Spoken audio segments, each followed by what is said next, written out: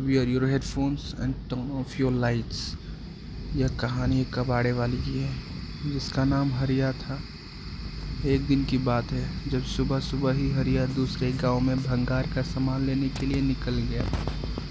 आज उसका दिन अच्छा था और उसको बहुत सारा कबाड़ी का सामान मिला, तो उसने सोचा कि चलो एक तो गांव और घूम आए तो थोड़ा और सामान मिल जाएगा। यही सब सोचकर वह दूसरे गांव भी चला गया। उसको वहाँ भी बहुत सारा कबाड़ा मिला और ऐसा करते करते उसे शाम हो गई थी। अब वो सोचने लगा कि अरे आज तो शाम का पता ही नहीं चला, मुझे घर पहुंचने में पक्का देर होने वाली है। अगर आज मैं यहाँ रुक जाता हूँ तो घर पर सब मेरी चिंता करेंगे, इसलिए मुझे जल्द से जल्द निकल जाना चाहिए। और यह सब सोचकर वो अपने घर की ओर निकल गया। वैसे वो अपने गांव से काफ़ी दूर आ गया था और तकरीबन 3 से 4 घंटे उसके लगने वाले थे अपने गांव तक पहुंचने में। हे भगवान, आज काम के चक्कर में बहुत लेट हो गया हूँ। घर पर लता और बच्चे मेरी राह देख रहे होंगे। मुझे जल्द से जल्द घर पहुंचना चाहिए।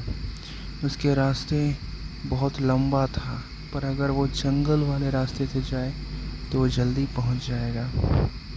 यही सब सोचकर वो जंगल वाले रास्ते की ओर निकल गया। रात के कुछ 10 बज रहे होंगे। उसे जंगल से थोड़ी दूर पर लालटेन और आग की रोशनियां दिखाई दे रही थी, तो उसे थोड़ा सुकून मिला। पर थोड़ा आगे जाने के बाद उसे वो रोशनियां आना भी बंद हो गई। अब हरिया धीरे धीरे आगे बढ़ रहा था, पर उसके सामान की वजह से वह थोड़ा थक भी रहा था, तो वो थोड़ा आराम करता और फिर से चलने लगता। धीरे धीरे चलते चलते उसे उस जंगल में से अजीब सी आवाज़ आने लगी और उसको महसूस हो रहा था कि कोई तो है इस जंगल में उसके अलावा जो इस तरह की आवाज़ें कर रहा था। उसको एक गंदी सी बदबू भी आने लगी, तो उसने सोचा कि शायद यह बदबू ख़राब पानी की होगी जो यहाँ जमा होगा, और यह अजीब सी आवाज़ शायद इन सामानों से आ रही है। थोड़ा आगे जाने पर उसने फिर से महसूस किया कि पेड़ों पर कोई तो है, शायद यह कोई पंछी है। पर फिर उसने देखा कि वो जो कोई भी था वो एक पेड़ से दूसरे पेड़ पर कूदकर जा रहा था, और थोड़ी सी चांद की रोशनी में उसने देखा कि वो एक बड़े बालों वाली एक बूढ़ी औरत थी जो कि इधर से उधर कूद रही थी। यह देखकर हरिया डर गया, क्योंकि किसी भी बूढ़ी औरत का ऐसा कर पाना नामुमकिन था। हो ना हो यह एक चुड़ैल है। और यह सोचकर हरिया के पसीने छूटने लगे, पर हरिया ने अपने डर पर काबू पाया और उसने सोचा कि तेज़ तेज़ गाड़ी चलाता हूँ और जल्दी से यहाँ से निकलता हूँ ताकि इससे जान बचे। मैं तेज़ी से अपनी साइकिल चलाने लगा और बस इसी इंतज़ार में था कि कब घर पहुँचूँ और उस डाइन से मुझे छुटकारा मिले। अब उससे वो डाइन नहीं दिखाई दे रही थी और ना ही किसी पेड़ के हिलने की आवाज़ आ रही थी। उसे लगा कि शायद वो सब उसका भ्रम है और वह काफ़ी थक गया है, तो उसे एक खाली एहसास हुआ। अब वह थोड़ा आराम करना चाहता था, तो उसने एक पेड़ के पास साइकिल रोकी, सामान रखा और थोड़ा सा आराम करने लगा। अजीब बात थी कि ऐसा कैसे हो सकता है, मतलब शायद मैं थक गया हूँ, मुझे ऐसा लग रहा होगा, तो मैंने थोड़ा रुक गया और मैंने आराम करने का सोचा। मैं आराम ही कर रहा था कि तभी मैंने पीछे किसी की सांसों की आवाज़ें सुनी। ऐसा लग रहा था जैसे वो मेरे अलावा कोई और भी है। मुझे फिर से पसीने आने लगे और मैंने पीछे मुड़कर देखा तो वहाँ पर कोई नहीं था। मैं काफ़ी थक गया हूँ, मुझे टॉयलेट करके निकलना चाहिए, यह कहकर वो हल्का होने झाड़ियों में चला गया। जब उसने अपना काम ख़त्म किया और साइकिल की ओर बढ़ने लगा, तो उसने देखा कि एक बूढ़ी और सफ़ेद बालों वाली चुड़ैल थी जो कुछ देर पहले पेड़ों पर कूद रही थी। उसे देखकर उसका जीभ उसके गले में ही अटक गई। वो चुड़ैल काफ़ी भयानक थी और उसका चेहरा बहुत ही बदसूरत और काला था। उसकी एक लंबी नाक थी और उसका रंग काला, शाल ओढ़े हुए थी। वो मेरी ओर देखकर हंस रही थी और अपनी जीभ मेरी तरफ करके मुझे उसके पास बुला रही थी। यह देखकर मैं समझ गया कि यह एक मांस नोचनी चुड़ैल है और आज ये मेरा भक्षण करेगी। उसने उसके हाथ से एक बड़े गंडासे को देखा और वो चुड़ैल उस गंडासे को हवा में हिलाते हुए अपने पास आने लगी।